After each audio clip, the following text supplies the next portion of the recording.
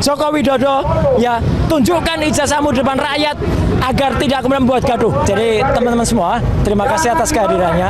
Hari ini adalah jawaban dari kami, semua aktivis yang bergerak di dalam mengungkap kebohongan dan mengungkap kepalsuan dari 99,9% ijazah palsu Jokowi.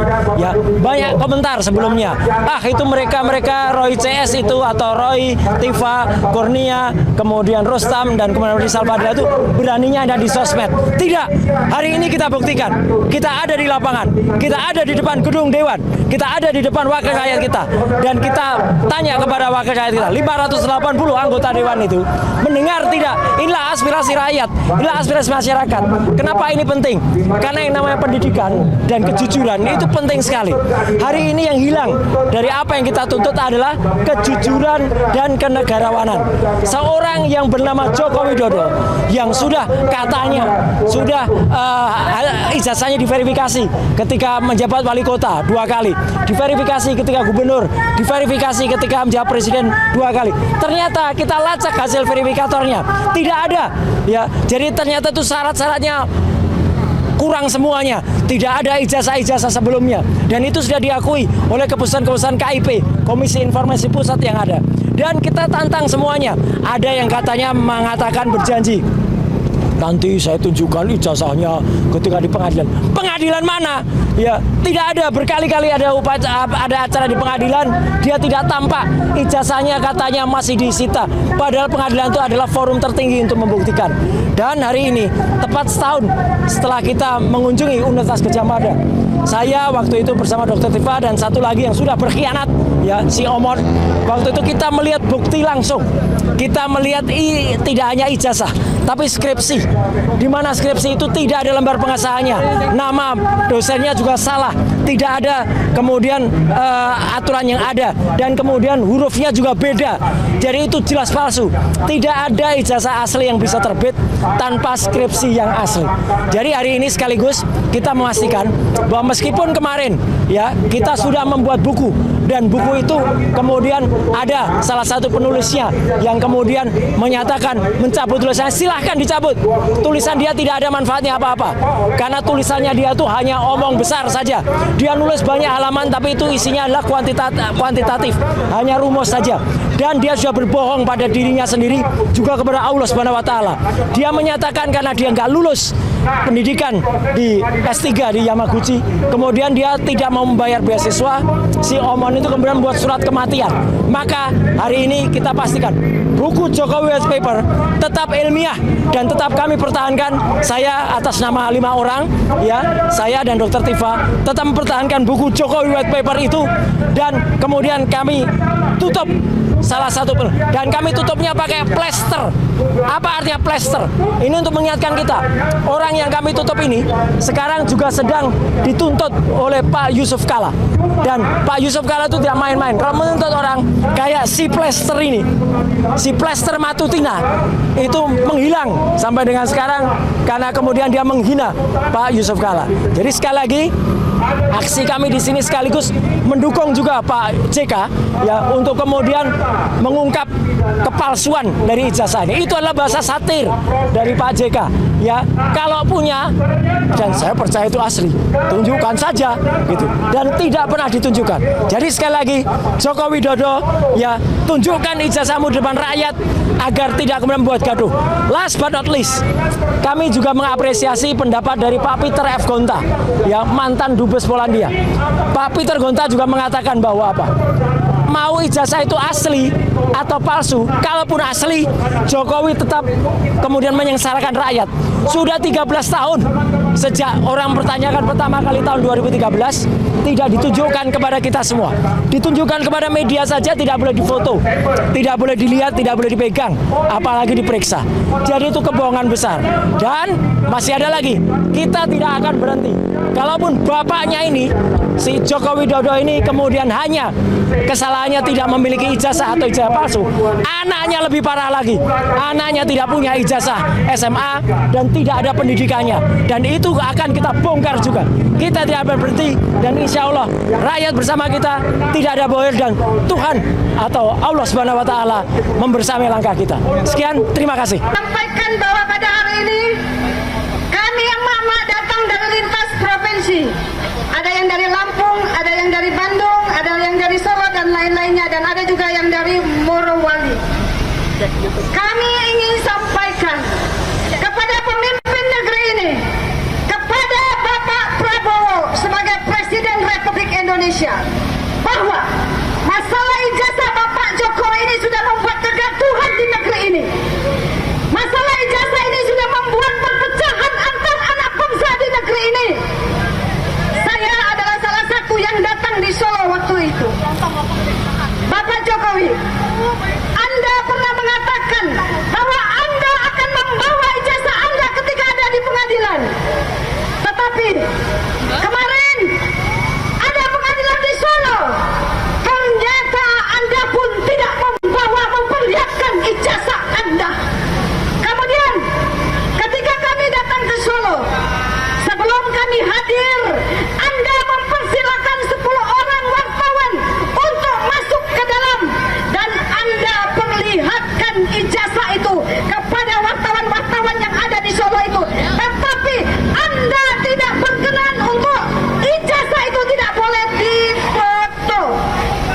Pertanyaan kami, kenapa sampai hari ini ijazah ini belum juga terbukti asli atau palsu? Kenapa? Karena sampai hari ini hal yang simpel seharusnya bisa dilakukan oleh Bapak Jokowi untuk hanya sekedar memperlihatkan ijazahnya. Ini ijazah saya, silakan ahli-ahli forensik untuk mengujinya. Tetapi sampai hari ini, sampai sidang di Solo kemarin, Anda pun tidak membawa ijazah Anda.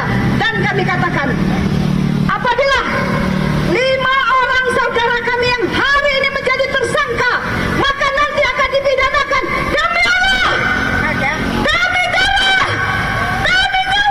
kami tidak akan ridho. 5 orang kawan kami akan dijadikan tersangka dan akan dipidanakan. Pak Jokowi, seharusnya Anda seorang negarawan, Anda harus memperlihatkan ijazah itu. Dan sangat mudah seharusnya kalau memang tidak ada apa-apa dengan ijazah itu. Maka dari itu, hari ini kami meminta kepada Korlap, kami katakan kepada aparat, kami tidak akan pulang sebelum ada perwakilan kami diterima di DPR sana. Karena apa? Tidak ada kami meminta bantuan untuk menyetop kegaduhan ini, kecuali Pak Prabowo turun minta Pak Jokowi untuk memperlihatkan ijazahnya. Karena apa? Ijazah itu sudah memecah belah anak bangsa. Antar kami bertengkar, antar anak bangsa saling lapor hari ini, permusuhan antara kita sesama anak bangsa. Gara-gara apa? Gara-gara selembar ijazah. Sekali lagi Korlap, tolong cari siapa yang bisa itu kita hubungi untuk kita tidak akan pulang sebelum kita diterima untuk menyampaikan aspirasi ini. Terima kasih dan salam kompak semuanya, salam bersatu semuanya. Kita lawan kezaliman ini. Allahu Akbar. Assalamualaikum warahmatullahi wabarakatuh.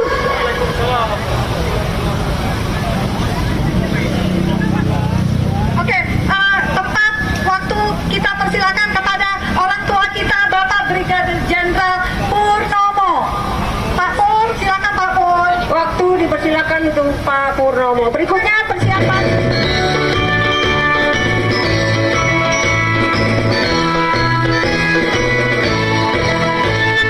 Maju